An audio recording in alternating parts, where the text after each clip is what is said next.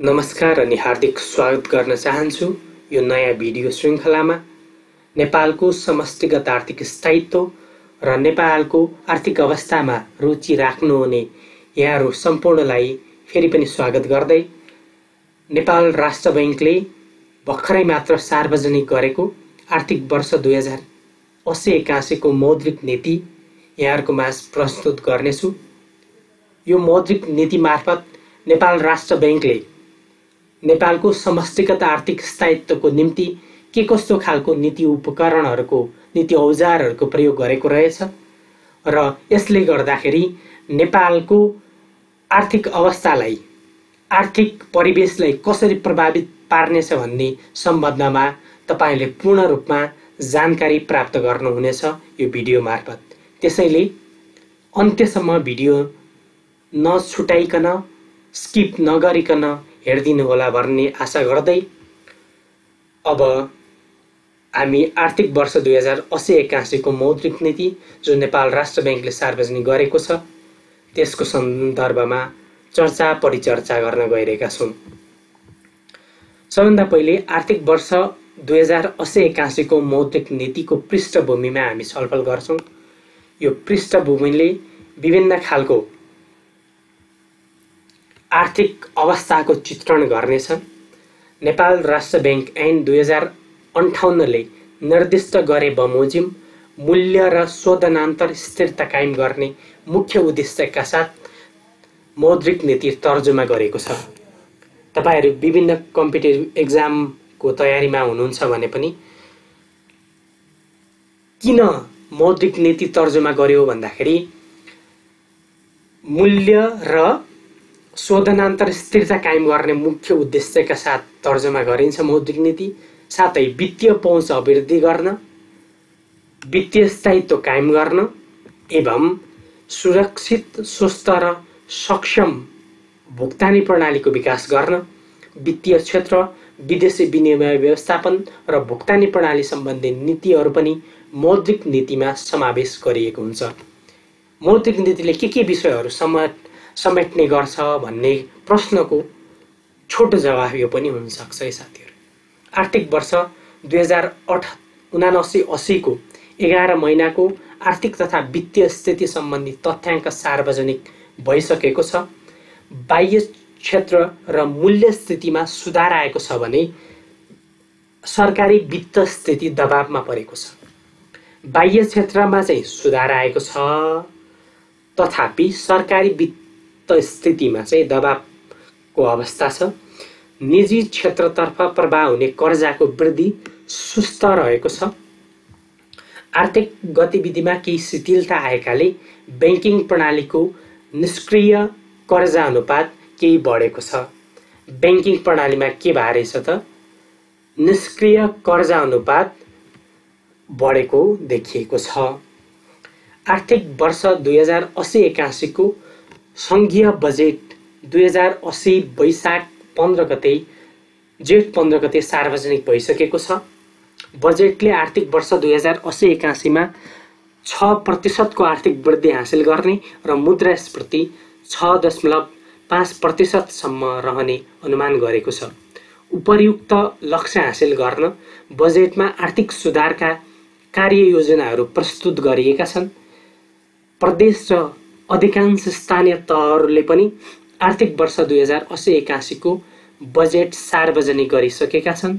संघीय सरकारबाट प्रस्तावित सुधार कार्यक्रमको कार्यान्वयन र संघीय तथा प्रदेश सरकारले बजेटमा समायोजन गरे बमोजिम हुने पुँजीगत खर्चले आर्थिक गतिविधि चलायमान हुने अपेक्षा गरिएको छ। अन्तर्राष्ट्रिय मुद्रा कोषले विश्वको आर्थिक वृद्धि दर सन् 2023 मा कमजोर रहने र सन् 2024 मा केही सुधार आउने प्रक्षेपण पनि गरेको छ भन्ने कुरा पनि तपाईहरुले जान्न सक्नुहुन्छ। यो चाहिँ IMF ले गरेको प्रोजेक्सनको कुरा भयो। सन् 2023 मा विश्वको मूल्य स्थितिमा सुधार आए तापनि अझै उच्च रहने कोषको प्रक्षेपण रहेको छ। मुद्रा मूल्य वृद्धि दर कम हुँदै गए तापनि लक्ष्यभन्दा अझै उच्च रहेकाले विकसित र उदयमान मुलुकहरूले मौद्रिक नीतिको कसिलो कार्यदिशालाई निरन्तरता नै दिएका छन् भन्ने कुरा आयो है साथीहरू। अन्तर्राष्ट्रिय एवं राष्ट्रिय आर्थिक तथा वित्तीय स्थिति परिदृश्य, विकसित र छिमेकी मुलुकहरूले अवलम्बन गरेको नीतिगत कार्यदिशा, आर्थिक वर्ष 2079-80 को मौद्रिक नीतिको समीक्षा, नेपाल सरकारले आर्थिक वर्ष 2080-81 को बजेट मार्फत लिएका उद्देश्य र प्राथमिकता, सरकारवाला निकाय, विद्वत वर्ग र नागरिकबाट प्राप्त सुझावको आधारमा आर्थिक वर्ष 2080-81 को मौद्रिक नीतिका साथै नियामकीय भुक्तानी प्रणाली र विदेशी विनिमय व्यवस्थापनसँग सम्बन्धित नीतिहरू तय गरिएको छ। अब यति भइसकेपछि अब हामी जान्छौँ आर्थिक वर्ष 2079-80 को मौद्रिक नीतिको समीक्षा र आर्थिक तथा मौद्रिक लक्ष्यहरूको स्थिति के रहेको छ भन्ने सम्बन्धमा हामी अब छलफल गर्न गइरहेका छौँ।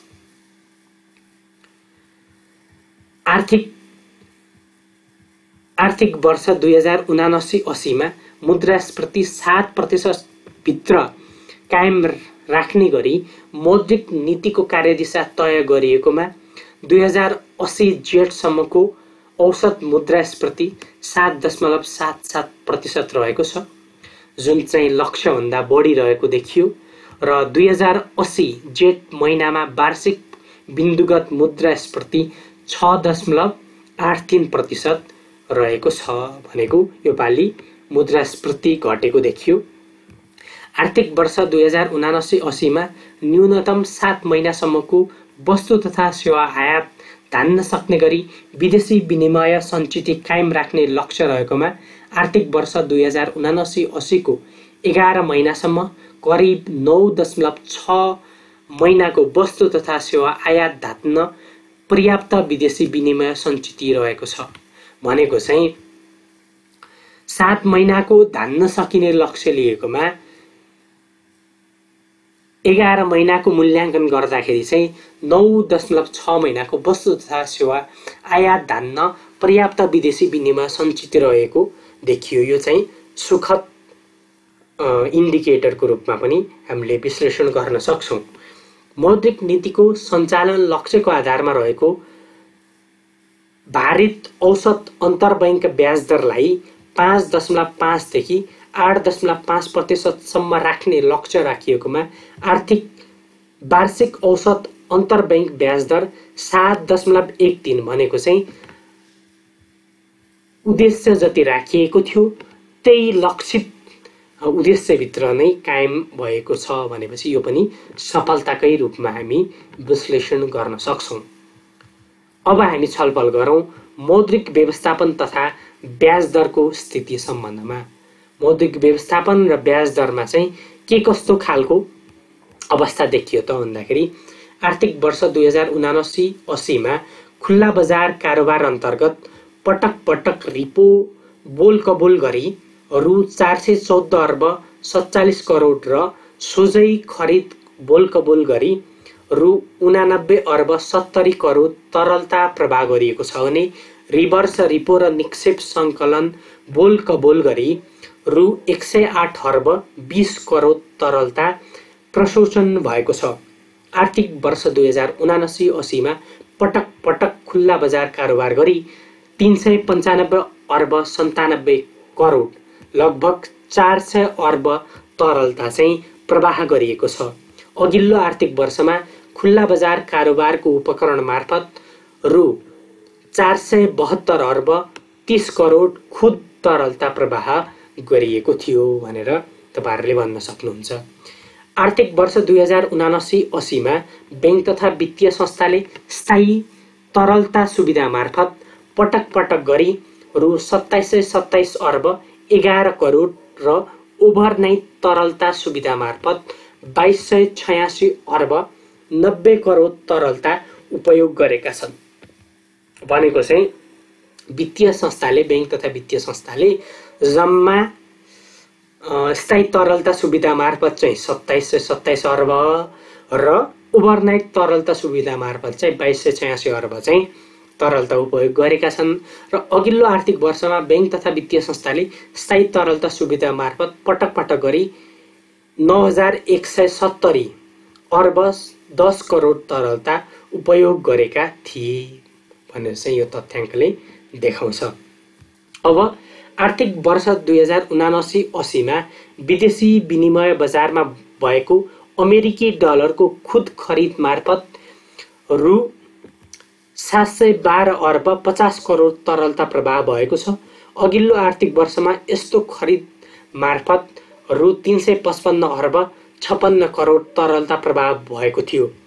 विप्रेषण आप्रवाहमा भएको उल्लेख्य सुधार र आयात व्यापारमा आएको कमीका कारण अमेरिकी डलरको खुद खरिद बढ्न गएको हो। के को कारण त विप्रेषण आप्रवाह, रेमिटेन्स र आयात व्यापारमा आएको कमीका कारण चाहिँ डलरको खुद खरिद चाहिँ बढ्न गएको देखिएको छ। बाह्य क्षेत्रमा सुधार आएसँगै पछिल्ला महिनाहरूमा अल्पकालीन ब्याज दरहरू घटेका छन्। वाणिज्य बैंकहरूबीच अन्तर्ब्याङ्क कारोबारको भारित औसत ब्याज दर लगातार घट्दै गएर 2080 असारमा 2.98% मा झरेको छ।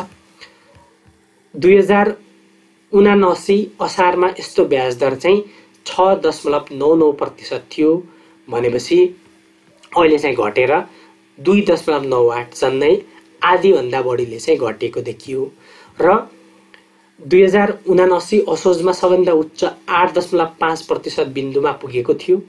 त्यसैगरी 91 दिने ट्रेजरी बिलको भारित औसत ब्याज दर चाहिँ 2080 असारमा 6.14% मा झरेको छ। उक्त ब्याज दर 2079 असारमा 10.66% रहेकोमा 2079 पुसमा 10.89% को उच्च बिन्दुमा पुगेको थियो। पहिला चाहिँ 10.89% को उच्च अङ्कमा पुगेकोमा अहिले चाहिँ 6.14 अङ्कमा झरेको देखिएको छ। अल्पकालीन ब्याज दर घट्दै गइरहेको प्रभावस्वरूप पछिल्ला महिनाहरूमा दीर्घकालीन ब्याज दरहरू समेत घट्न थालेका छन्। वाणिज्य बैंकहरूको औसत आधार दर 2079 पुसमा बढेर 10.91% सम्म पुगेकोमा 2080 जेठमा 10.18% कायम भएको छ। त्यस्तै वाणिज्य बैंकहरूको निक्षेप भारित औसत ब्याज दर पनि 2079 पुसमा 8.51% सम्म पुगेकोमा 2080 जेठमा 7.99% कायम भएको छ। 2079 माघमा 13.03% पुगेको कर्जाको भारित औसत ब्याज दर पनि क्रमशः घट्दै 2080 जेठमा 12.53% कायम भएको छ। अब हेरौँ हामी क्षेत्रगत कर्जा, विपन्न वर्ग र सहुलियतपूर्ण कर्जाको स्थिति। 2080 जेठ मसान्तमा वाणिज्य बैंकहरूबाट प्रवाह भएको कुल कर्जामध्ये कृषि क्षेत्रमा 13.1%, रु 552 अर्ब 79 करोड, ऊर्जा क्षेत्रमा 6.8%, रु 286 अर्ब 77 करोड र लघु घरेलु साना एवं मझौला उद्यमका क्षेत्रमा 9.9, रु 418 अर्ब 36 करोड लगानीमा रहेको छ। त्यसैगरी विकास बैंकहरूबाट कृषि, लघु घरेलु तथा साना उद्यम व्यवसाय, ऊर्जा र पर्यटन क्षेत्रमा कुल ऊर्जाको 24.9%, रु 113 अर्ब 18 करोड र वित्त कम्पनीहरूबाट 22.3%, रु 19 अर्ब 65 करोड लगानीमा रहेको छ। वाणिज्य बैंकहरूबाट प्रवाह भएको कुल कर्जा सापट मध्ये 2080 जेठ मसान्तसम्ममा औसत 6.1% भनेको रु 260 अर्ब 84 करोड कर्जा विपन्न वर्गमा गएको छ। त्यसैगरी विकास बैंकहरूबाट यस क्षेत्रमा 9.1%, रु 42 अर्ब 32 करोड र वित्त कम्पनीहरूबाट 6.1%, रु 5 अर्ब 65 करोड कर्जा लगानीमा रहेको छ। नेपाल सरकारबाट ब्याज अनुदान उपलब्ध गराएको सहुलियतपूर्ण कर्जामध्ये 2080 जेठ मसान्तमा 1,47,510 ऋणीलाई 1,47,510 ऋणीलाई रु 203 अर्ब 10 करोड कर्जा लगानीमा रहेको छ। नेपाल राष्ट्र बैंकबाट कृषि लगायतका उत्पादनशील क्षेत्र, लघु उद्यम, निर्यात र कोभिड महामारीबाट प्रभावित क्षेत्रमा प्रवाहित कर्जालाई उपलब्ध गराएको पुनर्कर्जा 2080 जेठ मसान्तमा रु 1 अर्ब 96 करोड लगानीमा रहेको छ। अब हेरौँ मौद्रिक नीति 2079-80 को प्रमुख नीतिगत व्यवस्थाको कार्यान्वयनको स्थिति, यसको सम्बन्धमा चाहिँ एकचोटि छलफल गरौँ। मौद्रिक व्यवस्थापनलाई सुदृढ बनाई तरलता व्यवस्थापनमा सुधार ल्याउन बैंक तथा वित्तीय संस्थाले 2079 पुसदेखि स्वचालित रूपमा ओभरनाइट तरलता सुविधा उपयोग गर्न सक्ने व्यवस्था कार्यान्वयनमा ल्याएको छ। साथै यस बैंकले निर्धारण गरेको नीतिगत दरको तुलनामा औसत अन्तर्ब्याङ्क ब्याज दर तोकिएको भन्दा बढी बिन्दुले तलमाथि भएमा खुल्ला बजार कारोबार सञ्चालन गरिने व्यवस्था कार्यान्वयनमा ल्याएको छ।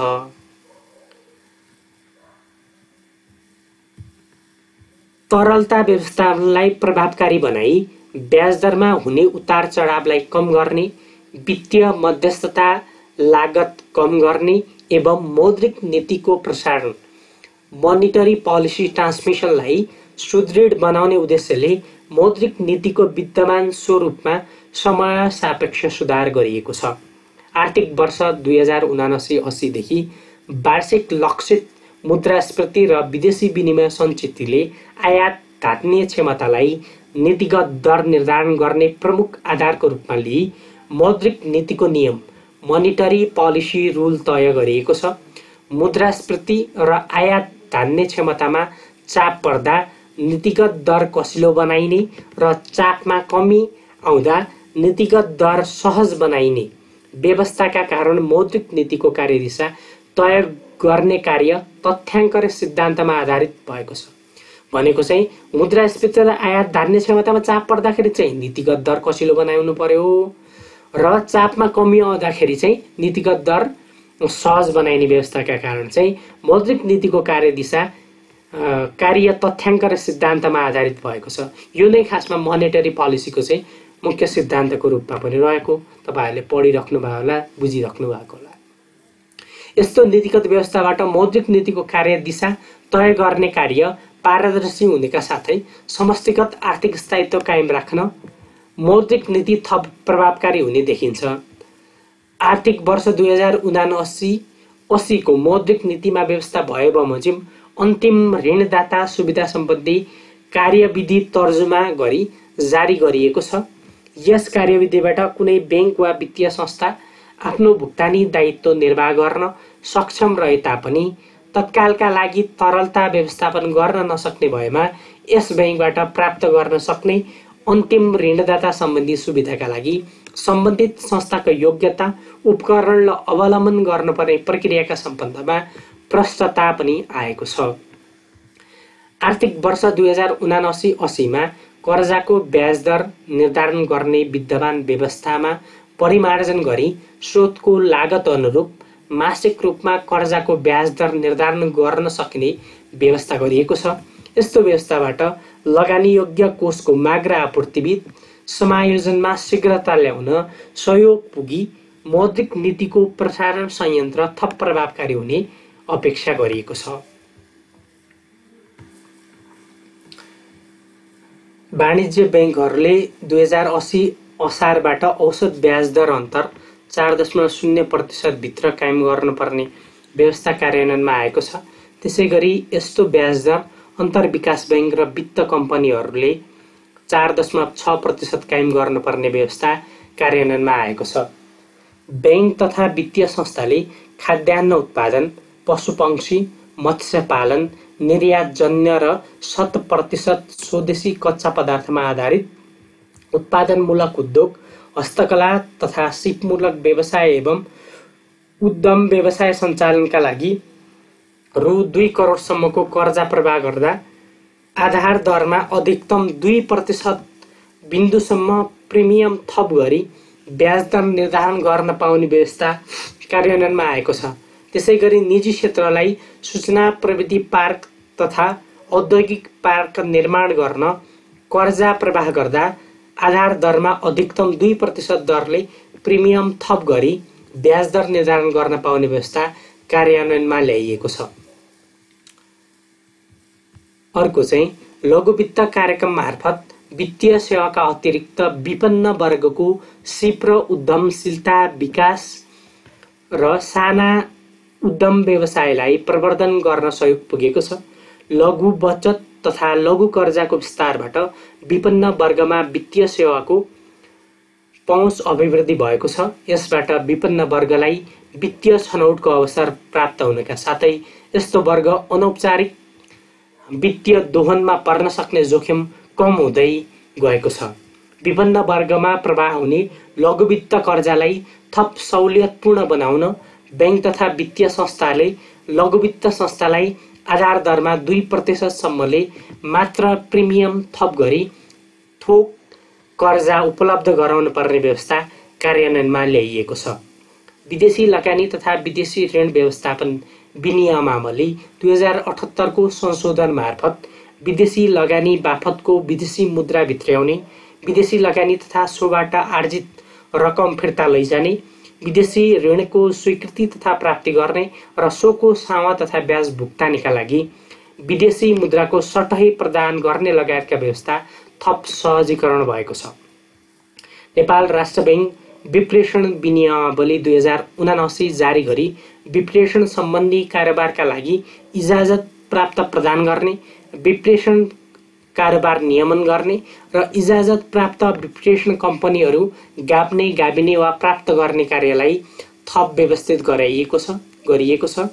बैंक तथा वित्तीय संस्था तथा विप्रेषण कम्पनीहरूले अनुमति प्राप्त भुक्तानी प्रणाली सञ्चालकसँग सहकार्य गरी जारी गरेका कार्ड मार्फत विप्रेषण रकम स्वदेश भित्र्याउन सक्ने व्यवस्था कार्यान्वयनमा आएको छ। नेपालमा स्थापना भएका कुनै फर्म, कम्पनी, संस्था वा प्राकृतिक व्यक्तिले विदेश स्थित सेवा खरिद गर्ने फर्म, कम्पनी, संस्था वा प्राकृतिक व्यक्तिलाई नेपालबाट सेवा उपलब्ध गराए बापत बैंकिङ प्रणाली मार्फत परिवर्त्य विदेशी मुद्रा भित्र्याउने सम्बन्धी व्यवस्था कार्यान्वयनमा आएको छ। आर्थिक वर्ष 2079-80 को मौद्रिक नीतिमा भएका नीतिगत व्यवस्थाहरूको कार्यान्वयन स्थितिको विवरण अनुसूची 2 मा राखिएको छ। विस्तृत रूपमा चाहिँ के कार्यान्वयन भयो भनेर अनुसूची 2 मा तपाईहरुले हेर्न पनि सक्नुहुन्छ।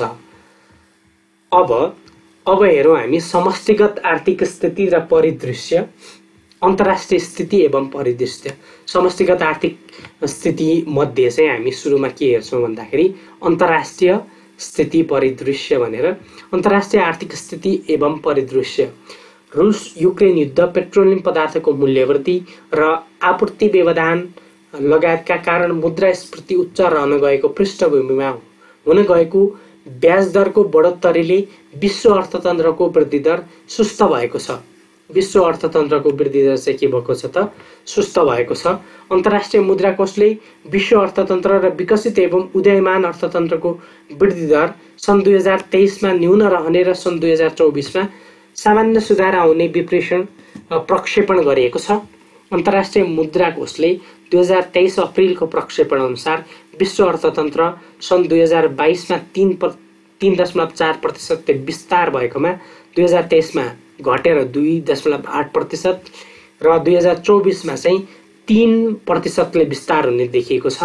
र विकसित अर्थतन्त्रले भने सन् 2022 मा 2.7% ले विस्तार भएकोमा सन् 2023 मा 1.3% ले 24 मा 1.4% ले विस्तार हुने कोषको प्रक्षेपण छ। उदयमान तथा विकासोन्मुख मुलुकहरूको सन्दर्भ हेर्ने हो भने अर्थतन्त्र सन् 2022 मा 4% ले विस्तार भएकोमा 23 मा चाहिँ 3.9 र 24 मा चाहिँ 4.2% ले विस्तार हुने प्रक्षेपण गरेको छ। भनेपछि समग्रमा 23 को भन्दा सन् 2024 को इन्डिकेटरहरू राम्रो हुने, बेटर हुने चाहिँ अवस्था देखिएको छ।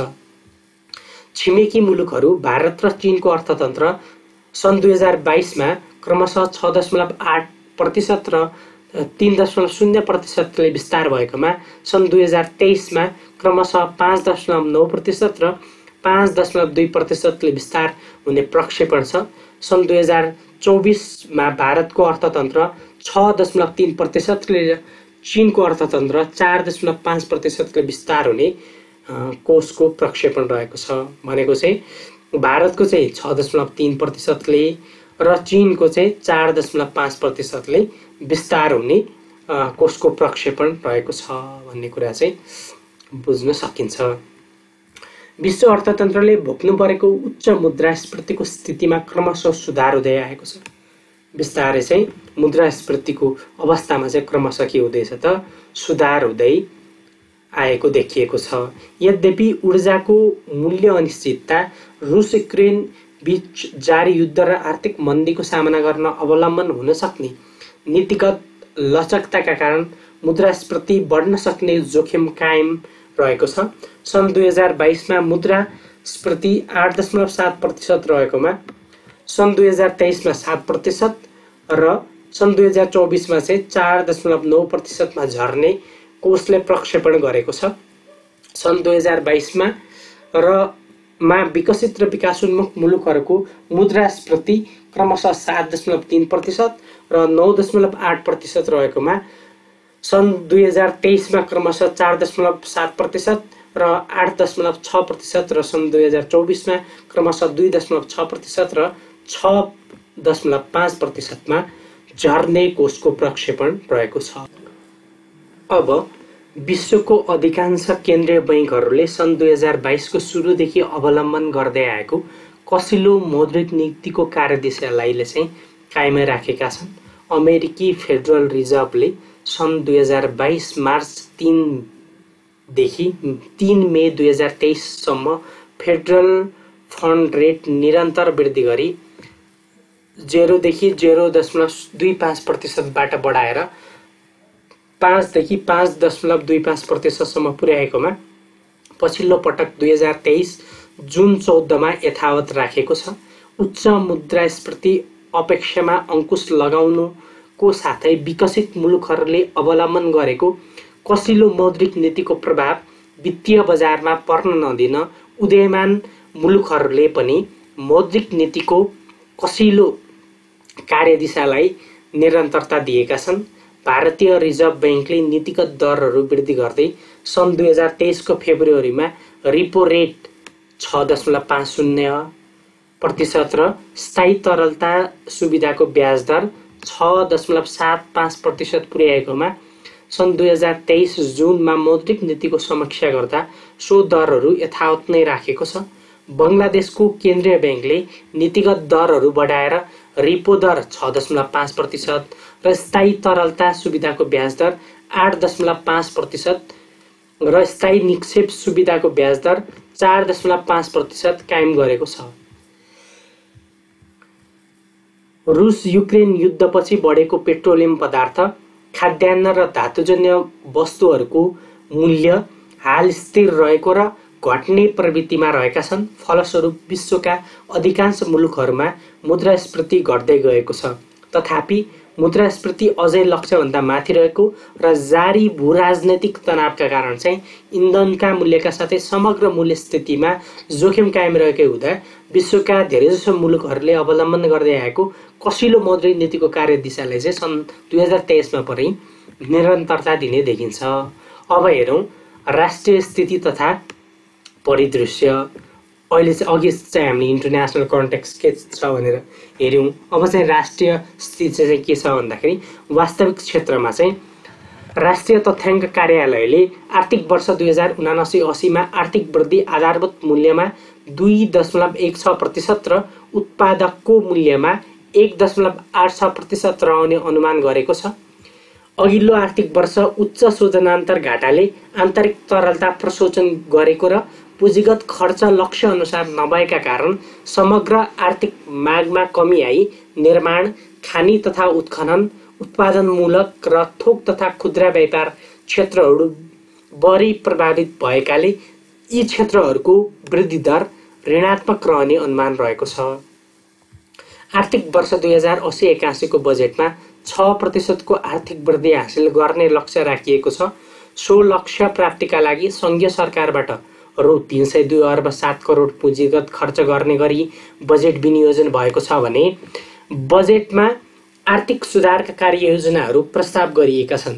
त्यसैगरी प्रदेश सरकारबाट रु 159 अर्ब 49 करोड पुँजीगत खर्च विनियोजन भएको छ। बजेटमा उल्लेख भए बमोजिमको सुधारका कार्ययोजनाहरूको कार्यान्वयन र विनियोजन बमोजिमको पुँजीगत खर्च हुँदा निजी क्षेत्रबाट हुने लगानीमा समेत सकारात्मक प्रभाव पर्ने र यसबाट लक्षित आर्थिक वृद्धि हासिल हुन थप सहयोग पुग्ने देखिन्छ। कृषि तथा पशुपक्षी मन्त्रालयका अनुसार 2080 असार 29 गतेसम्म करिब 53% धान रोपाई सम्पन्न भएको छ। अघिल्लो वर्षको असार 29 सम्म करिब 65% धान रोपाई भएको थियो। अहिलेको भन्दा त बढी भएको थियो। तथापि मनसुनको ढिलाइ र लम्पी स्किन रोगका कारण गत वर्षको तुलनामा धान रोपाई कम रहेको छ। लम्पी स्किन रोगका कारण ठूलो संख्यामा पशु चौपायामा क्षति पुगेको छ। तथापि मनसुन सक्रिय रहेको, रासायनिक मल सहज रूपमा उपलब्ध भएको र सरकारले समयमा नै धानको न्यूनतम समर्थन मूल्य तोकी मूल्य अनिश्चितता हटाइएकाले आर्थिक वर्ष 2080-81 मा कृषि क्षेत्रको वृद्धि दर सन्तोषजनक रहने अनुमान रहेको छ।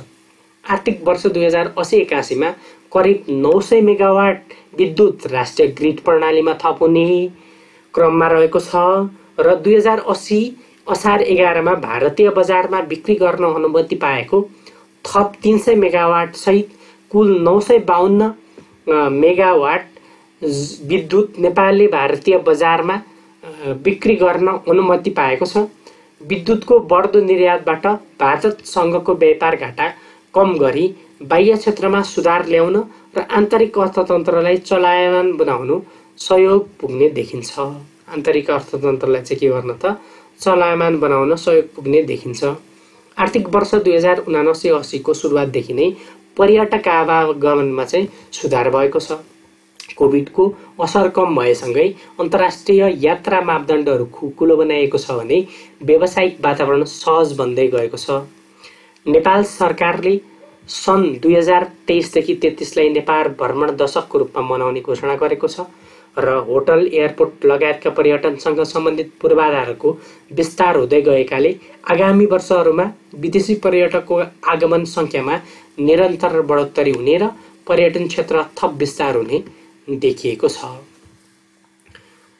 आर्थिक वर्ष 2079-80 मा खास गरी निर्माण क्षेत्र र निर्माण क्षेत्रसँग अन्तर्सम्बन्धित क्षेत्रहरू सङ्कुचनमा गएका छन्। आर्थिक क्रियाकलापलाई गति दिन थोक तथा खुद्रा व्यापार, खानी तथा उत्पादनमूलक क्षेत्र लगायत अर्थतन्त्रका अन्य क्षेत्रसँग बलियो अग्र र पृष्ठ सम्बन्ध भएको निर्माण क्षेत्रलाई चलायमान बनाउन पूर्वाधार लगायत विकास निर्माणमा समयमा नै पुँजीगत खर्च हुने व्यवस्था मिलाउन आवश्यक छ।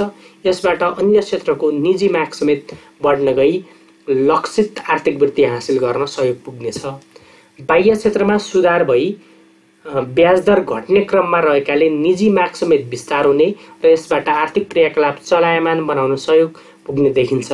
बाह्य रोजगारीमा जानेको संख्या बढेको हुनाले विप्रेषण प्रभाव पनि सन्तोषप्रद रहने अनुमान छ।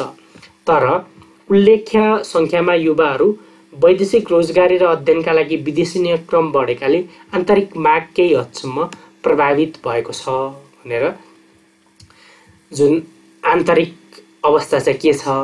फेरि अब हामी हेर्छौँ मुद्रास्फीतिको अवस्था। वार्षिक औसत उपभोक्ता मुद्रास्फीति लक्षित सीमाभन्दा केही माथि रहने देखिएको छ। आर्थिक वर्ष 78-79 को 11 महिनासम्म औसत मुद्रास्फीति 6.18% रहेकोमा आर्थिक वर्ष 79-80 को सोही अवधिमा 7.77% कायम रहेको छ र 2080 जेठ मसान्तमा भने वार्षिक बिन्दुगत मुद्रास्फीति लक्षित सीमाभन्दा केही कम 6.83% रहेको छ। खाद्यान्न, दुग्ध पदार्थ, मसला, घरायसी उपभोग्य वस्तुहरू, आयातित वस्तुहरू र इन्धनको मूल्य वृद्धिका साथै अमेरिकी डलरसँग नेपाली रुपैयाँ अवमूल्यन भएका कारण उपभोक्ता मूल्यमा चाप परेको छ। तर आन्तरिक मागमा कमी आएको र भारतमा थोक मूल्य घट्ने प्रवृत्ति देखिएकाले मूल्यमा परेको चाप कम हुँदै जाने देखिन्छ। त्यसैगरी नेपालमा उपभोक्ता मूल्यस्फीतिलाई मुख्य रूपमा आन्तरिक उत्पादन तथा माग, आयातित वस्तुहरूको मूल्य, नेपाली रुपैयाँको विनिमय दर, थोक तथा खुद्रा विक्रेताले लिने मार्जिनले निर्धारण गर्ने गरेको छ।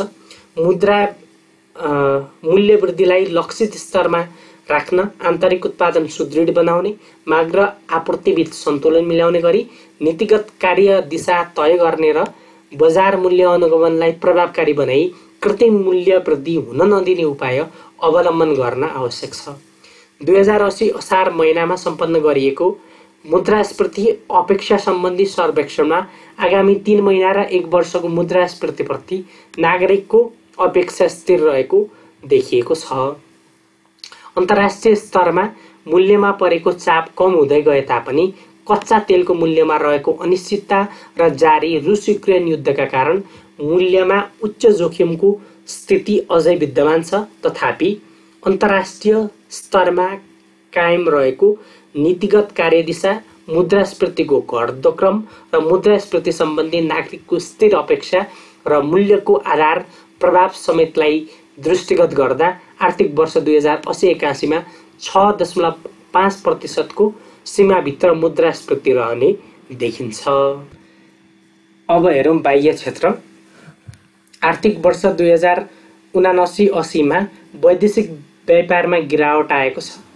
समीक्षा वर्षको 11 महिनामा कुल वस्तु निर्यातमा 22.7% ले कमी आई रु 143 अर्ब 59 करोड कायम भएको छ भने कुल वस्तु आयातमा 16% ले कमी आई रु 1480 अर्ब 98 करोड कायम भएको छ। फलस्वरूप गत वर्षको तुलनामा व्यापार घाटा 15.2% ले सुधार आई रु 1337 अर्ब 39 करोड रहन गएको छ। बजेटको आकार, विप्रेषण आप्रवाहको वर्तमान प्रवृत्ति र ब्याज दरको घट्दो क्रमलाई दृष्टिगत गर्दा आगामी वर्ष आयात तथा सेवा व्यापार करिब 16% ले विस्तार हुने अनुमान गरिएको छ। आर्थिक वर्ष 2079-80 मा शोधनान्तर स्थितिमा सुधार आएको छ। आर्थिक वर्ष 2079-80 को 11 महिनासम्ममा शोधनान्तर स्थिति रु 228 अर्ब 58 करोडले बचतमा रहेको छ। तर चालु खाता भने 59 अर्ब 40 करोडले घाटामा रहेको छ। अघिल्लो आर्थिक वर्षको यसै अवधिमा चालु खाता रु 592 अर्ब 14 करोड र शोधनान्तर स्थिति 259 अर्ब 81 करोडले घाटामा रहेको थियो। नयाँ र बढी आय हुने श्रम गन्तव्य मुलुकहरूमा वैदेशिक रोजगारीमा जाने प्रवृत्ति र विप्रेषण आप्रवाहलाई गरिएको प्रोत्साहनले आर्थिक वर्ष 2079-80 मा विप्रेषण आप्रवाह सन्तोषजनक रहेको छ। आर्थिक वर्ष 2079-80 को 11 महिनामा विप्रेषण आप्रवाह नेपाली रुपैयाँमा 22.7% र अमेरिकी डलरमा 13.0% ले वृद्धि भएको छ। कोभिडको असर कम भएसँगै वैदेशिक रोजगारीमा गएका नेपालीको सङ्ख्या उल्लेख्य रहे तापनि आर्थिक वर्ष 79-80 मा उच्च स्तरमा विप्रेषण आप्रवाह भएका आधारमा आर्थिक वर्ष 80-81 मा विप्रेषण आप्रवाहको वृद्धि दर सामान्य रहने देखिन्छ। किन भन्दाखेरि अलरेडी 22% लगभग 23% त देखियो भनेपछि म्याक्सिमम भयो 23-24 को अराउन्डमा हुन्छ भनेर प्रक्षेपण गरिएको छ। आर्थिक वर्ष 2079-80 मा भ्रमण आय रु 94.3% बढेको छ र आर्थिक वर्ष 2080-81 मा पनि भ्रमण आय सन्तोषजनक रहने अनुमान रहेको छ। विदेशी विनिमय सञ्चित सुविधाजनक अवस्थामा रहेको छ, एकदम कम्फर्टेबल पोजिसनमा छ। 2079 असार मसान्तको तुलनामा कुल विदेशी विनिमय सञ्चित 21.8% ले वृद्धि भई 2080 जेठ मसान्तमा रु 1480 अर्ब 87 करोड पुगेको छ।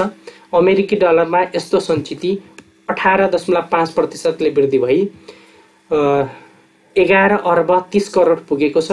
विप्रेषण आप्रवाहको वृद्धि दर उच्च नहुने तर आयातको वृद्धि दर भने उच्च रहन गएमा विदेशी विनिमय सञ्चितमा दबाव पर्ने जोखिम छ।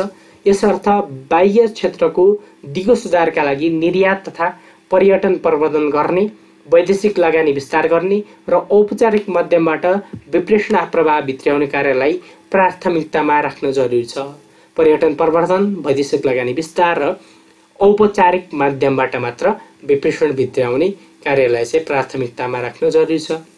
आर्थिक वर्ष 2080-81 मा निजी क्षेत्रतर्फ जाने कर्जा, बजेटको आकार र यसले प्रस्तावित वैदेशिक सहयोग, आयात र निर्यात व्यापार र विप्रेषण आप्रवाहको प्रवृत्तिलाई दृष्टिगत गर्दा चालु खाता घाटामा वृद्धि भए तापनि शोधनान्तर स्थिति केही बचतमा रहने प्रक्षेपण गरिएको छ। के भन्दाखेरि शोधनान्तर चाहिँ के हुने त बचतमा रहने।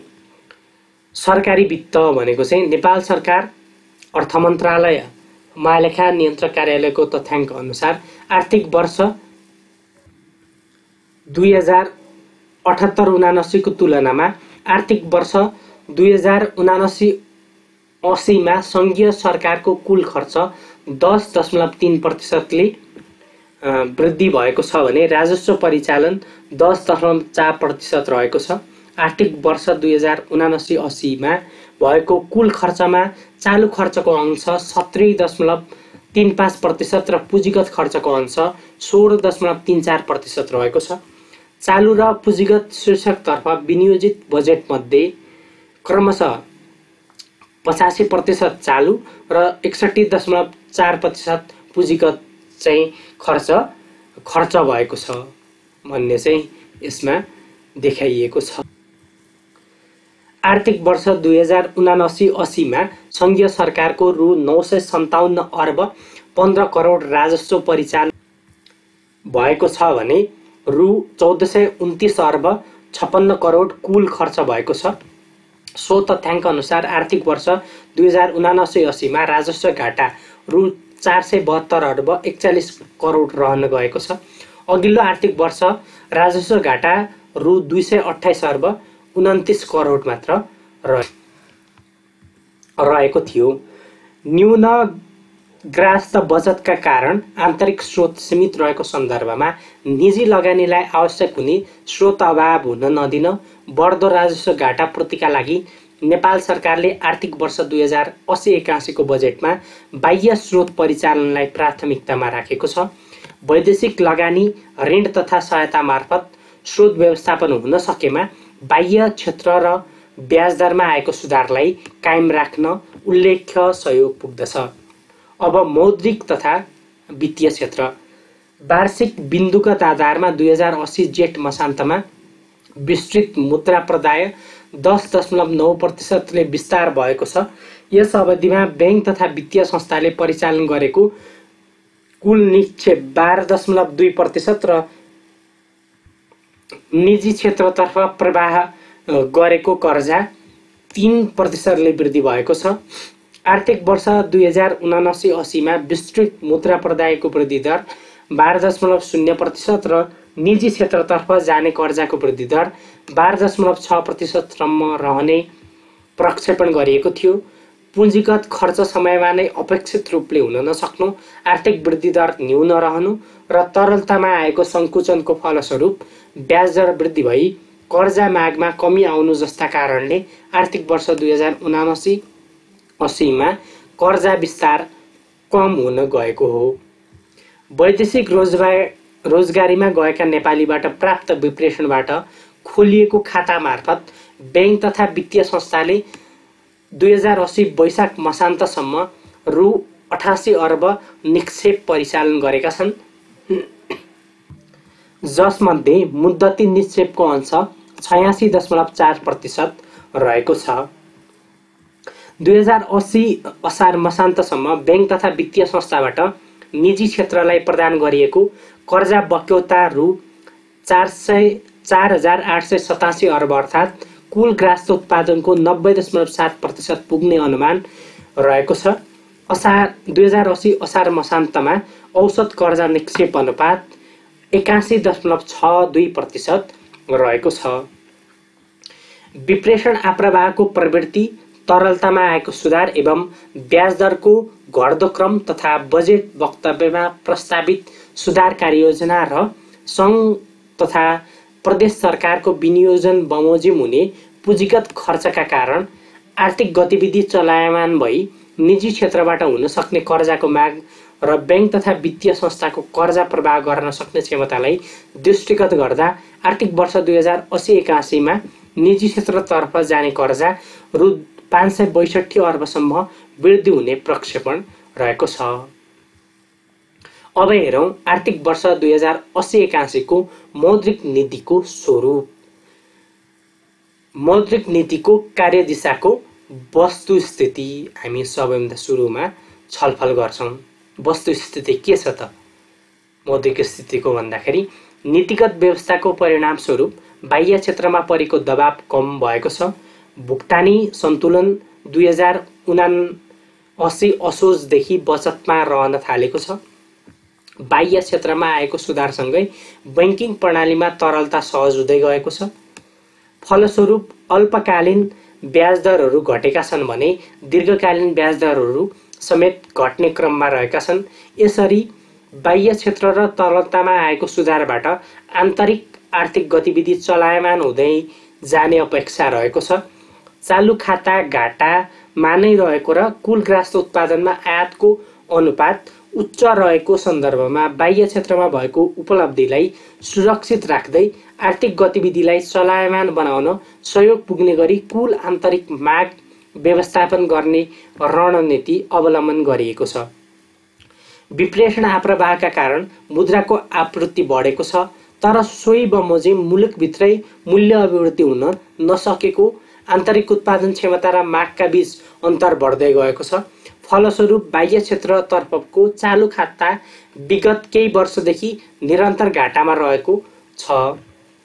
स्थिर विनिमय दर नीति अवलम्बन गरिएको सन्दर्भमा चालु खाता निरन्तर घाटामा रहनुले बाह्य क्षेत्र मात्र नभएर आन्तरिक स्थायित्वमा समेत जोखिम रहनेछ। तसर्थ आन्तरिक माग एवं आपूर्तिबीच सन्तुलन कायम राखी समग्र माग व्यवस्थापन गर्दै समष्टिगत आर्थिक स्थायित्व हासिल गर्नेतर्फ मौद्रिक नीति केन्द्रित गरिएको छ। नेपालको सम्भावित उत्पादन क्षमता पोटेन्शियल आउटपुट क्यापासिटीको वृद्धि दर करिब 4.5% को हाराहारीमा रहेको देखिन्छ। नेपाल राष्ट्र बैंकले गरेको एक अध्ययन अनुसार नेपालमा मुद्रास्फीति 6.5% भन्दा माथि रहन गएमा त्यसले आर्थिक वृद्धिलाई प्रतिकूल असर पार्ने देखिएको छ। यसर्थ मूल्य तथा बाह्य क्षेत्र स्थायित्व कायम राख्दै दिगो रूपमा उच्च आर्थिक वृद्धि हासिल गर्न पुँजी निर्माण हुने क्षेत्रमा वित्तीय स्रोत परिचालन गरी उत्पादन क्षमता अभिवृद्धि गर्ने नीतिलाई प्राथमिकतामा राखिएको छ। छिमेकी मुलुक भारतको तुलनामा नेपालमा मुद्रास्फीति अझै पनि उच्च छ। भारतीय रुपैयाँसँग नेपाली रुपैयाँको विनिमय दर स्थिर राखिएको र करिब 2/3 जति आयात भारतबाट हुने गरेको हुँदा सामान्यतया भारतीय मुद्रास्फीतिले नेपालको मुद्रास्फीतिलाई प्रभाव पार्ने गर्छ। तर नेपाल जस्तो कमजोर निर्यात क्षमता र आयातमा आधारित उत्पादन तथा उपयोग संरचना भएको मुलुकहरूका लागि मुद्रास्फीति नियन्त्रणमा विदेशी विनिमय सञ्चितको भूमिका पनि उत्तिकै महत्त्वपूर्ण हुने गरेको छ। समष्टिगत माग अधिक विस्तार भई विदेशी विनिमय सञ्चितले आयात ढाक्न सक्ने क्षमता कम हुन गएमा आपूर्ति र व्यावसायिक वातावरण प्रभावित भई छिमेकी मुलुक लगायत विश्व स्तरमा मुद्रास्फीति न्यून रहे पनि नेपालमा भने मुद्रास्फीति उच्च रहन सक्ने जोखिम रहन्छ। तसर्थ आन्तरिक मागमा हुने अधिक विस्तारले विदेशी विनिमय सञ्चित र स्थिर विनिमय दरमा बढी दबाव नपरोस् भन्नेतर्फ सजग रही मौद्रिक नीति तर्जुमा गरिएको छ। आर्थिक वर्ष 2079-80 मा को मौद्रिक नीतिले वार्षिक प्रक्षेपित मुद्रास्फीति भन्दा कम नहुने गरी नीतिगत दर तय गर्ने व्यवस्थाको सुरुवात गरेको छ। र नीतिगत दरलाई वाञ्छित स्तरमा राख्न प्राकृतिक ब्याज दर नेचुरल इन्ट्रेस्ट रेटलाई सन्दर्भको रूपमा लिने प्रचलन पनि रहेको छ। प्राकृतिक ब्याज दर प्रत्यक्ष रूपमा मापन नहुने भएकाले विभिन्न तथ्याङ्ककीय तथा अर्थमितीय विधिहरूमध्ये लामो समयावधिको औसत मुद्रास्फीतिको आधारमा पनि यसको अनुमान गर्ने गरिन्छ। नेपालमा पछिल्लो 25 वर्षको औसत मुद्रास्फीति 6.7% रहेको छ। यसलाई आधार मान्दा नेपालको प्राकृतिक ब्याज दर 6.5% को हाराहारीमा रहेको अनुमान गर्न सकिन्छ। प्राकृतिक ब्याज दरको तुलनामा नीतिगत दर न्यून हुँदा बाह्य क्षेत्र प्रभावमा पर्ने र उच्च हुँदा आन्तरिक आर्थिक गतिविधि प्रभावित हुने सम्भावना रहन्छ। यसर्थ मुद्रास्फीति र बाह्य क्षेत्र सम्बन्धी परिदृश्यको अतिरिक्त प्राकृतिक ब्याज दरलाई पनि नीतिगत दर तय गर्दा सन्दर्भको रूपमा लिइएको छ। नेपालको ग्राहस्थ बचत लामो समयदेखि कुल ग्राहस्थ उत्पादनको 10% भन्दा न्यून रहेको स्थिति छ। न्यून बचत र उच्च लगानी मागका कारण स्रोत अन्तर रिसोर्स ग्याप बढ्दै गएको छ। न्यून बचत र उच्च लगानी मागका कारण स्रोत अन्तर बढ्दै गएको छ। सार्वजनिक तथा निजी लगानीको उत्पादकत्व न्यून रहेका कारण अन्तर्राष्ट्रिय प्रतिस्पर्धी क्षमता बढ्न सकेको छैन भने लगानी गुणक इन्भेस्टमेन्ट मल्टिप्लायर र ग्राहस्थ बचत दर न्यून रहेको छ। बचत दर वृद्धिका लागि सार्वजनिक तथा निजी लगानीलाई अधिकतम प्रतिफल दिने क्षेत्रमा परिचालन गरी पुँजी निर्माणको गति बढाउन आवश्यक छ। यस सन्दर्भमा बचत प्रोत्साहनको लागि निक्षेपको वास्तविक वृद्धि दर धनात्मक हुने गरी नीतिगत कार्यदिशा तय गर्ने रणनीति अवलम्बन गरिएको छ। कुल ग्राहस्थ उत्पादनको तुलनामा नेपालमा निजी क्षेत्रतर्फ प्रभाव भएको कर्जाको आकार दक्षिण एसियाकै उच्च रहेको छ। बैंक तथा वित्तीय संस्था, सरकारी संस्था, बीमा कम्पनी, नागरिक लगानी कोष, कर्मचारी सञ्चय कोषबाट प्रभाव भएको कर्जा समेतलाई गणना गर्दा नेपालको निजी क्षेत्र अधिक ऋण भारमा परेको स्थिति छ। अधिक ऋण भारको स्थिति कर्जा र वास्तविक क्षेत्रबीचको कमजोर सम्बन्ध र वित्तीय क्षेत्रमा पछिल्लो समय देखा परेको गैर व्यावसायिक गतिविधिका कारण निष्क्रिय कर्जा बढ्न थालेको छ। उपयुक्त पृष्ठभूमिमा वित्तीय स्थायित्व कायम राख्ने कार्यलाई प्राथमिकताको रूपमा राखिएको छ। अर्को, पछिल्लो 20 वर्षमा बैंकिङ क्षेत्रबाट औसत 19.4% ले कर्जा विस्तार भएको छ। निजी क्षेत्रतर्फ प्रवाहित कर्जा र कुल ग्राहस्थ उत्पादन बीचको औसत अनुपात बढ्नुका अतिरिक्त ठूला आकारका कर्जाहरूको संख्या पनि बढेको छ।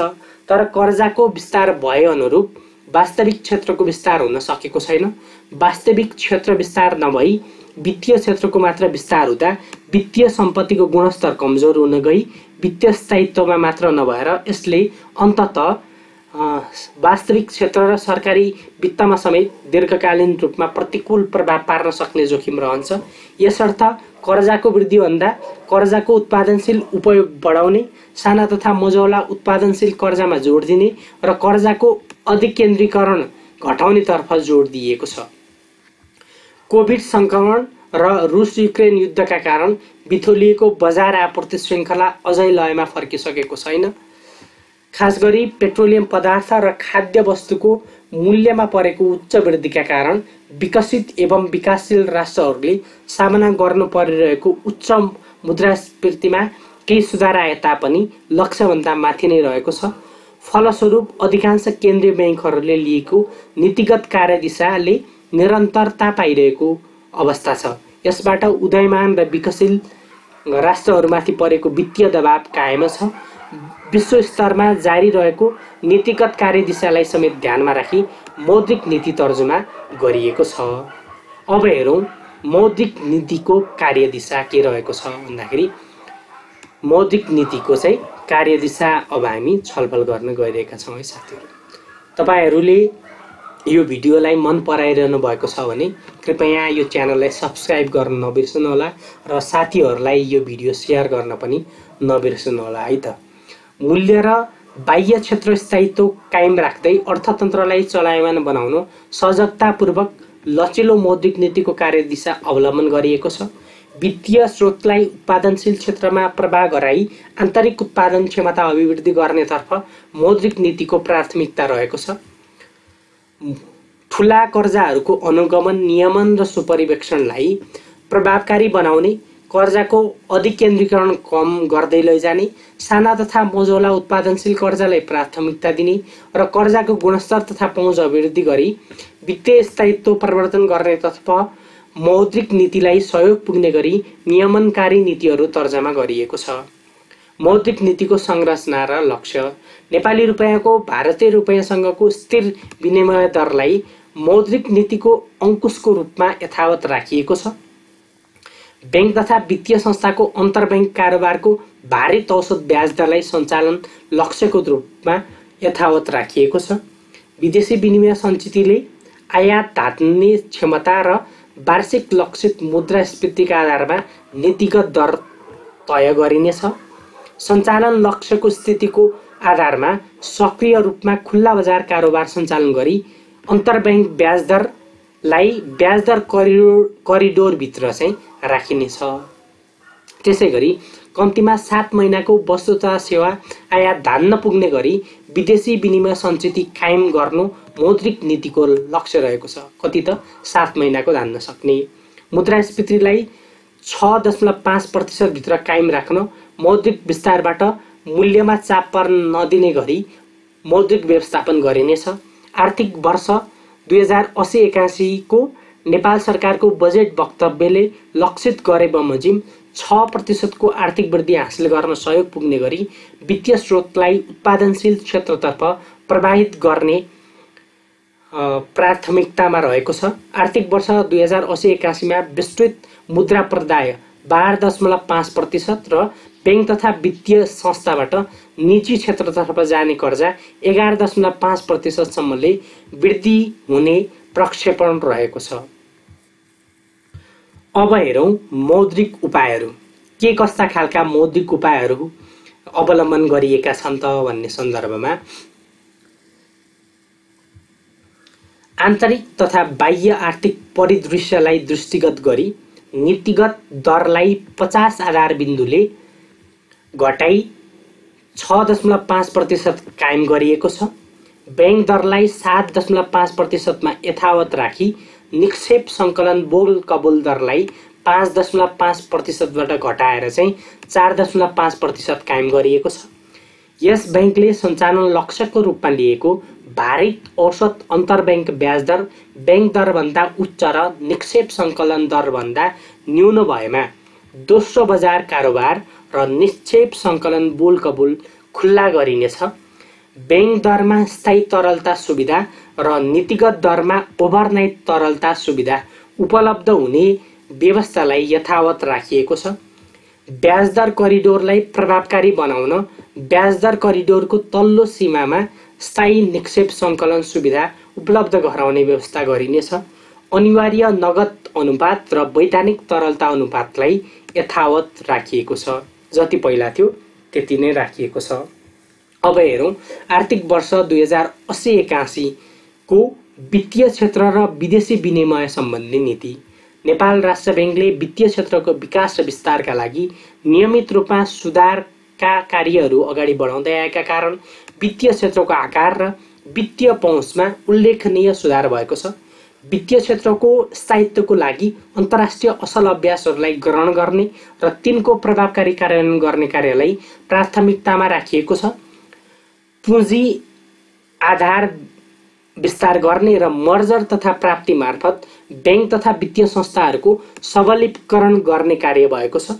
फलस्वरूप 2080 असार मसान्तसम्म बैंक तथा वित्तीय संस्थाले परिचालन गरेको पुँजी कोष कुल ग्राहक उत्पादनको करिब 13% पुगेको छ भने वित्तीय स्रोत परिचालन करिब 5700 अर्ब पुगेको छ भनेको 57 खर्ब चाहिँ पुगेको छ।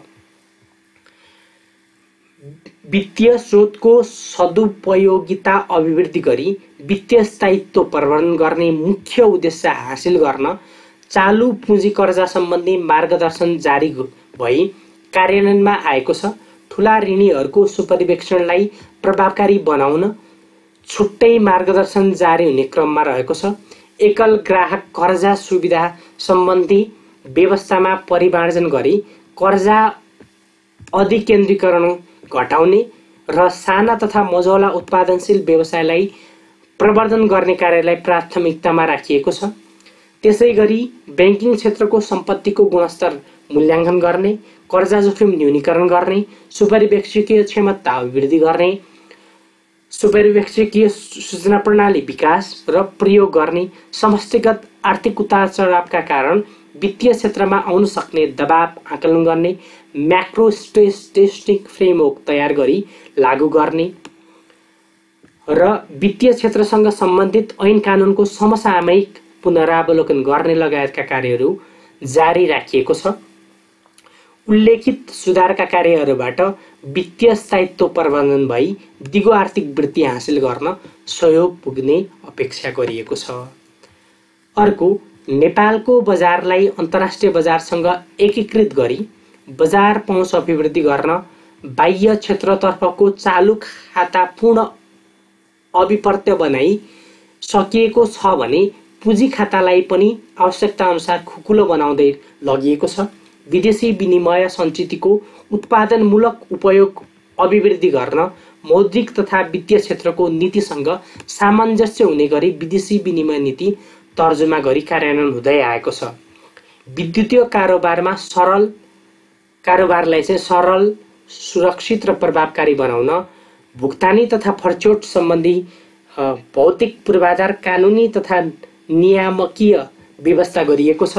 साथै विद्युतीय भुक्तानीलाई प्रवर्धन गर्न अन्तर्राष्ट्रिय गेटवेसँग आबद्ध गर्दै नवीनतम उपकरण र प्रविधिको प्रयोगलाई जोड दिएको छ। यसबाट विद्युतीय कारोबार भुक्तानी तथा फर्चोटमा उल्लेख्य विस्तार भएको छ। आर्थिक वर्ष 2080-81 को मौद्रिक नीतिको कार्यदिशासँग सामञ्जस्य हुने गरी देय बमोजिमको बैंकिङ क्षेत्रसँग सम्बन्धित कानुनी, नियामकीय र विदेशी विनिमय व्यवस्थापन र भुक्तानी प्रणालीसँग सम्बन्धित नीतिहरू तर्जुमा गरिएको छ। अब हेरौँ नियमन तथा सुपरिवेक्षण गर्न के गरिएको छ भन्दाखेरि नियमन तथा सुपरिवेक्षणमा अब हामी छलफल गर्छौँ है साथीहरू। वित्तीय क्षेत्रको स्थायित्वलाई असर पुर्याउने गैर व्यावसायिक तथा उच्छृङ्खल गतिविधिलाई समेत नियन्त्रण गर्न सहयोग पुग्ने गरी विद्यमान बैंकिङ कसुर ऐन 2064 मा समसामयिक संशोधन प्रक्रिया अगाडि बढाइनेछ। पारस्परिक मूल्याङ्कनबाट प्राप्त सुझाव समेतका आधारमा सम्पत्ति शुद्धिकरण निवारणसँग सम्बन्धित निर्देशनहरू जारी गरिनेछ। साथै सम्बन्धित कानुनको समसामयिक परिमार्जन गर्न र राष्ट्रिय रणनीति तर्जुमा गर्न सहजीकरण गरिनेछ। अर्को चाहिँ पहिलो आवासीय घर कर्जाको सीमा 1,50,00,000 वृद्धि गरी 2 करोड पुर्याएको छ। बैंक तथा वित्तीय संस्थामा खाता खोली विप्रेषण पठाएमा कम्तीमा 1% मिनिमम चाहिँ 1% चाहिँ थप ब्याज दिने व्यवस्थालाई निरन्तरता दिएको छ। बैंक तथा वित्तीय संस्थाको सुझाव समेतका आधारमा चालू पुँजी कर्जा सम्बन्धी मार्गदर्शनमा आवश्यक पुनरावलोकन गरिनेछ। प्राकृतिक प्रकोप तथा अन्य विशेष परिस्थिति जन्य कारणले समस्या परेका ऋणीहरूको कर्जा पुनर्संरचना लगायतका व्यवस्था गरेर पुनरुत्थान तथा अन्य व्यवस्थाका लागि बैंक तथा वित्तीय संस्थाले अवलम्बन गर्नुपर्ने उपाय र प्रक्रियालाई समावेश गरी स्ट्रेस्ड लोन रिजोल्युसन फ्रेमवर्क जारी गरिनेछ। के गरिनेछ त? स्ट्रेस्ड लोन रिजोल्युसन फ्रेमवर्क जारी गरिनेछ। वाणिज्य बैंकहरूको सम्पत्तिको गुणस्तर पुनर्मूल्याङ्कन एसेट क्वालिटी रिभ्यू गर्नका साथै बैंक तथा वित्तीय संस्थाको आन्तरिक कर्जा जोखिम वर्गीकरण गर्ने सम्बन्धी मार्गदर्शन तर्जुमा गरी कार्यान्वयनमा ल्याइनेछ। राष्ट्रिय स्तरका विकास बैंकहरूले समेत पूर्ण रूपमा क्यापिटल एडिक्वेसी फ्रेमवर्क 2015 अनुसार पुँजी कोष कायम गर्नुपर्ने व्यवस्था लागू गरिनेछ। नेपाल लेखामान अनुसार एक्सपेक्टेड क्रेडिट लस मोडेल कार्यान्वयनका लागि आवश्यक नीति तर्जुमा गरिनेछ। कर्जा प्रवाहको वर्तमान अवस्था समेतको विश्लेषणको आधारमा तोकिएको क्षेत्रमा कर्जा लगानी गर्नुपर्ने विद्यमान व्यवस्थामा आवश्यक पुनरावलोकन गरिनेछ। आर्थिक वर्ष 2080-81 को नेपाल सरकारको बजेटमा उल्लेख भए बमोजिम बैंक तथा वित्तीय संस्थाबाट निश्चित सीमाभन्दा बढी कर्जा र सुविधा उपयोग गर्ने ऋणीहरूले अनिवार्य रूपमा स्थायी लेखा नम्बर लिनुपर्ने व्यवस्था पुनरावलोकन गरिनेछ। धितोपत्र बोर्डबाट स्वीकृति प्राप्त गरेका private equity fund, venture capital फन्डमा बैंक तथा वित्तीय संस्थाबाट हुने लगानीलाई सहजीकरण गर्न विद्यमान लगानीसँग सम्बन्धी व्यवस्थामा चाहिँ पुनरावलोकन गरिनेछ। क्रेडिट स्कोरिङ मापन गर्ने प्रणालीको विकास गर्न सम्बन्धित निकायसँग आवश्यक समन्वय गरिनेछ। आर्थिक वर्ष 2080-81 को नेपाल सरकारको बजेटमा उल्लेख भए बमोजिम बचत तथा ऋण सहकारी संस्थाको प्रभावकारी नियमन तथा सुपरिवेक्षणका लागि छुट्टै विशिष्टकृत नियामक निकाय चाहिँ स्थापना गर्न आवश्यक सहजीकरण गरिनेछ। बैंक तथा वित्तीय संस्था तथा अन्य भुक्तानी सम्बन्धी कार्य गर्न अनुमति प्राप्त संस्थाहरूबीच ग्राहकको सूचना आदान प्रदान गर्ने कार्यलाई सहज बनाउन र नेपाल सरकारले जारी गरिएको राष्ट्रिय परिचय पत्र समेतलाई केन्द्रीय ग्राहक पहिचान सेन्ट्रलाइज KYC प्रणालीमा आबद्ध हुने गरी केन्द्रीय ग्राहक पहिचान प्रणालीको निर्माण र कार्यान्वयन गर्न सम्बन्धित निकायसँग आवश्यक समन्वय गरिनेछ। वित्तीय गहिराई मापनका लागि बैंक तथा वित्तीय संस्थाको अतिरिक्त लघु वित्त वित्तीय संस्था, बीमा कम्पनी, नागरिक लगानी कोष, कर्मचारी संचय कोष लगायतका अन्य गैर ब्याङ्किङ वित्तीय संस्थाहरूको वास्लात समावेश भएको वित्तीय सर्वेक्षण तयार गरी प्रकाशन गरिनेछ। ब्याङ्किङ प्रणालीको स्थायित्वको लागि सक्षम जनशक्तिको व्यवस्थापन र कार्य सम्पादन सुदृढ बनाउन आवश्यक भएकाले ब्याङ्किङ क्षेत्रको समग्र जनशक्ति विकास र व्यवस्थापनका सम्बन्धमा अध्ययन गरिनेछ। नेसनल ब्याङ्किङ इन्स्टिट्युट जस्ता संस्थाहरूसँगको सहकार्यमा ब्याङ्किङ सेवामा प्रवेश गर्न प्रवेश परीक्षा र वृत्ति विकासका लागि सर्टिफिकेसन कोर्स पुरा गरेकालाई प्राथमिकता दिने सम्बन्धी व्यवस्था गरिनेछ। सेयर धितो कर्जा, रियल इस्टेट कर्जा तथा हायर पर्चेज कर्जाका विद्यमान जोखिम भार सम्बन्धी व्यवस्था पुनरावलोकन गरिनेछ भनेर व्यवस्था गरिएको छ। अहिलेको मौद्रिक नीतिको एकदमै महत्त्वपूर्ण विषयहरू। अब लघु वित्तका सम्बन्धमा के गरिया छ भन्दाखेरि अब हामी छलफल गर्छौँ है साथीहरू। लघु वित्तका सम्बन्धमा चाहिँ के गरेको रहेछ? लघु वित्त वित्तीय संस्थाको समस्या र सुझाव सम्बन्धमा गठित अध्ययन समितिले तयार पारेको अध्ययन प्रतिवेदनको सुझावहरूलाई क्रमशः कार्यान्वयनमा लगिनेछ। 2081 असार मसान्तसम्म एकीकृत कारोबार सञ्चालन गरेमा विद्यमान सुविधाहरू उपलब्ध हुने गरी लघु वित्त वित्तीय संस्थाहरूको मर्जर र प्राप्तिलाई चाहिँ प्रोत्साहन गरिनेछ। अनि भुक्तानी प्रणालीको लागि चाहिँ केन्द्रीय ब्याङ्क विद्युतीय मुद्रा जारी गर्ने सम्बन्धमा भएको अध्ययनको आधारमा थप कार्य अगाडि बढाइनेछ। जुन बिटकोइनको कुराहरू, विद्युतीय मुद्राको कुराहरू चाहिँ त्यसमा थप अध्ययन गर्ने कुराहरू समावेश गरिएको छ। सार्वजनिक सेवा प्रवाह हुने मुख्य कार्यालयहरूमा विद्युतीय भुक्तानीका उपकरणहरूको प्रयोग गरी राजस्व सङ्कलन गर्ने कार्यका लागि सहजीकरण गरिनेछ। सूचना प्रविधि लगायतका सेवा निर्यात गरे बापतको विदेशी मुद्रा विद्युतीय माध्यमबाट भित्र्याउने व्यवस्थालाई थप प्रभावकारी बनाइनेछ। विद्युतीय प्रणालीमा आबद्ध संस्थाहरूले गर्ने कारोबारको रापसाप कार्यलाई प्रिन्सिपल फर फाइनेन्सियल मार्केट इन्फ्रास्ट्रक्चरसँग सामञ्जस्य हुने गरी यस बैंकको प्रणाली मार्फत फर्च्यौट हुने व्यवस्था मिलाइनेछ। अब चाहिँ विदेशी विनिमय व्यवस्थापन।